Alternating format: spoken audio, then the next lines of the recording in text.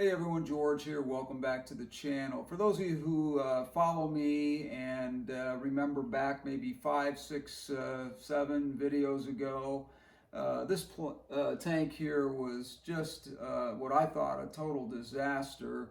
And I got a lot of ideas from you guys. I asked you guys to comment on this and give me some ideas on what you thought was the best way to fix this tank and get it to the current look that we have right now. So what I wanted to do is take a little time and update this tank and talk about some of the features, how we got to the current scape that we have right now, talk about the plants that are in here, and also talk about the fish stock. I hope you'll stay with me. Let's do it right now.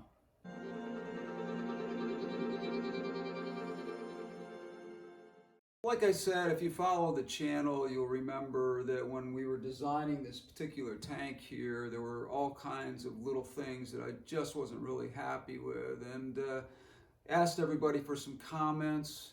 Got some really nice comments sent in to me from some people that really knew what they were doing, and I really appreciated it because the things that you guys talked about really inspired me to sort of tear this whole thing down as far as hardscape. I did leave the tank running. It was a cycled tank, so I wanted to leave all that in place, but I did tear the whole thing down and just start over with all the rock, the wood, and the plants. So this is the final product that I came up with here, and I hope everybody likes it. I really would like to have your comments about this, but I did use Sergi stone in here, which I really like. It's not a stone that is an unusual stone or a stone that's hard to find, but it can be a stone that it's hard to match the actual stone from bag to bag or from bin to bin with it. So it can be a little bit more difficult to work with in that sense. But what I was able to do here is sort of build the back area up here a little bit more than what I had it previously, and I did that just by putting a little bit more substrate in here than was in here before, and then taking the Sergi stone that was in here and building it up again. Also giving it some height by adding a lot of Anubias in here. Now there's several types of Anubias in here, Anubias nana being one of them. And then we do have some Anubias nana petite, which is also mixed in small areas right around this area here. Now, the fish in here are doing great. I have maybe a tank that's slightly overstocked, and I am going to be talking about what the plans are here to sort of take the fish population down a little bit and what I would like to see overall with this. Now, right now, as you can see, it has a nice flow to it. It starts nice with the height here and works its way in here all the way down into a nice slope, actually going by the golden rule or the rule of thirds. Trying to keep within that design theme. And one of the biggest problems that I had, if you recall, was this particular piece of wood right here. Now this piece of wood was standing up in the tank and coming up really high, and it just didn't look right. It just looked, I don't know, it just didn't look right. It didn't look natural. It didn't look in place. So what I did basically with this is I didn't do anything to the piece of wood except for put the wood in and then build the rocks around it, with the idea that when I was done, places like here on the end, which were one of the more difficult parts of this piece of wood to deal with, I started gluing down some plants that I thought would do well in there. And I just think after just 3 weeks of this thing running now, it really has turned into a beautiful tank that I'm very, very happy with. Now, as far as fish stock in here go, I've got about 20 cardinals in here, cardinal tetras. I do have about 11 rummy nose tetras.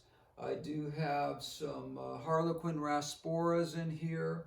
I do have 4 Priscilla tetra, which are probably going to leave because they were always going to be a temporary in this tank anyway, simply because I didn't have any place to put them. And I'm not sure where I'm going to end up with them right now either, but I know that they just don't fit in with this tank the way I want it.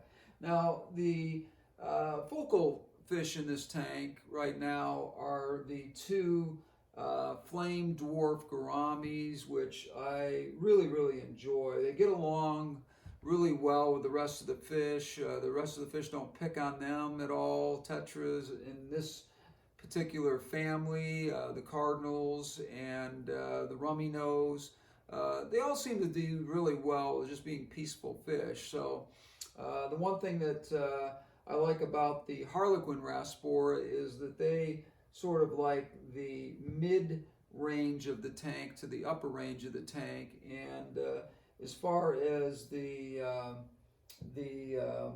gouramis, which are not out and about right now, I'm not sure why. They kind of hide. They will come out hopefully before the video's over and you'll get a chance to see them. But they really have been a nice addition to it because they're a little bit bigger fish and they just sort of balance the tank out. Now, at one point I thought about doing discus in here, maybe 3 discus in the tank, and then decided, you know, I read about more and more. I've had discus before. It's not that I was afraid to put them in here. It was really more that I didn't think there was enough room in the tank to do discus. I really believe that if you're going to do discus fish, whether they be wild or tank raised, you really need to have at least 50 gallons, and probably 50 to 75 gallons is more suited to what their needs are.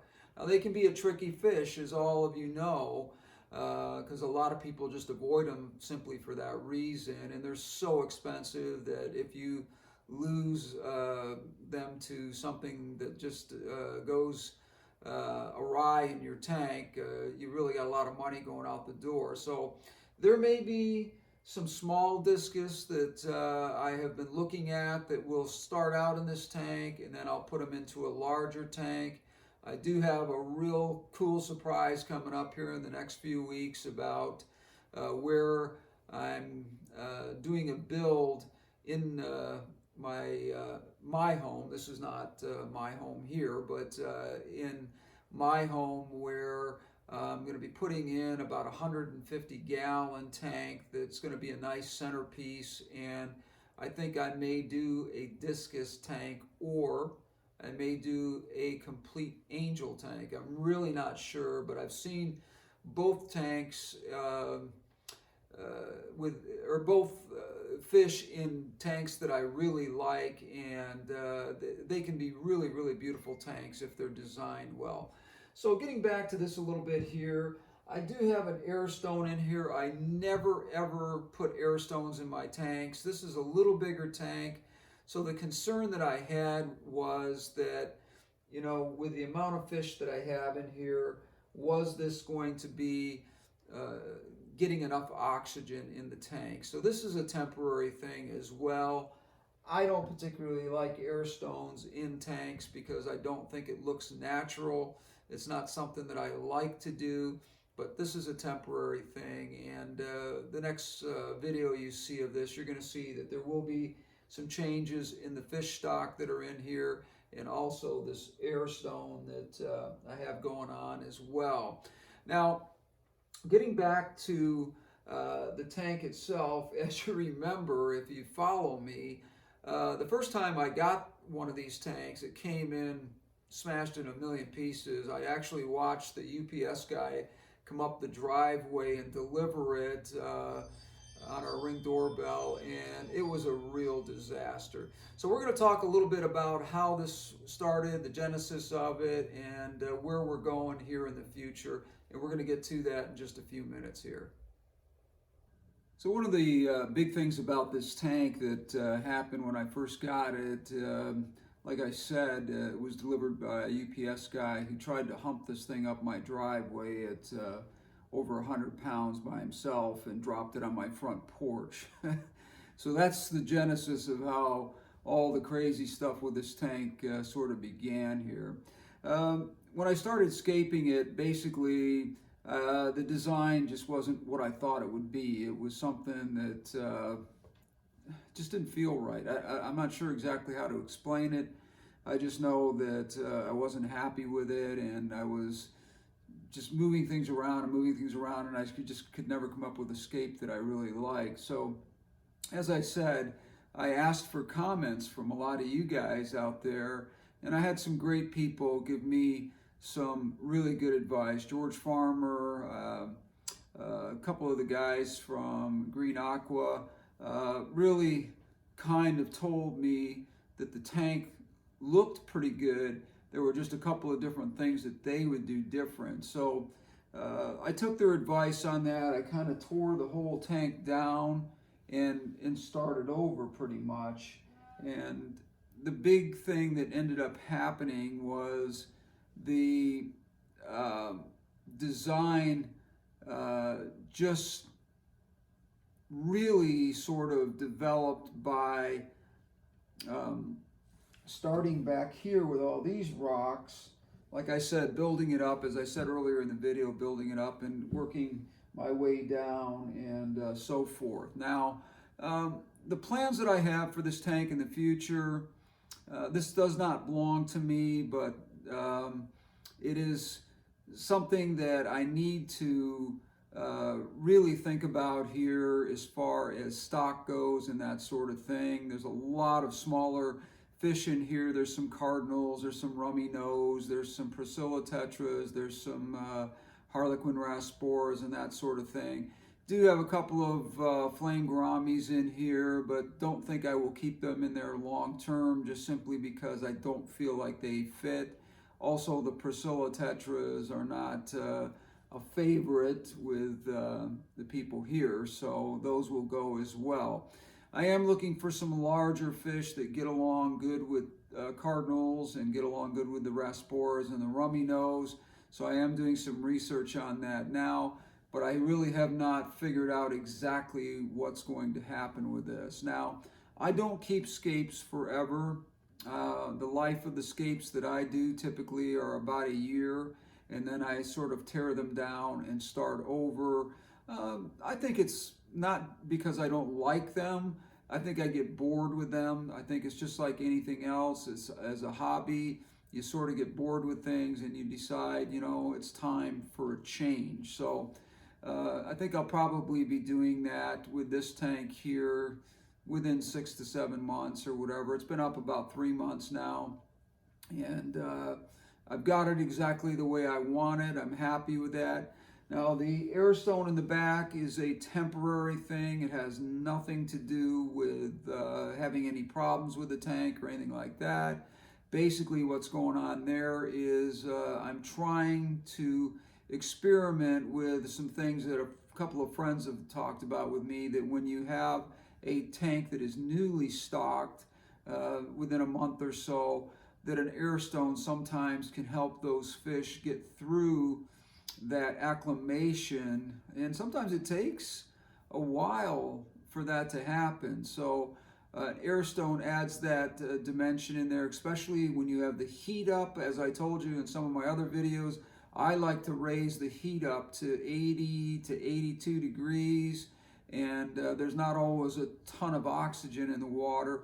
There's great movement up here, and I know that it's got a lot of good flow to it, but there sometimes isn't enough oxygen in the water at those temperatures. So having an air stone in there, and this is something all of you might want to think about when you're doing a project like this in the future, adding an air stone for the first month and a half can sometimes really give you an opportunity to get your fish over that hump where they can get acclimated, and then you can start dropping your temperature down to around 78, where everything is about normal for most of these fish that are in here. Now, they can live at these higher temperatures, but they seem to do best at around 78 to 79 degrees, somewhere in there. So anyways, that's the story on this tank here.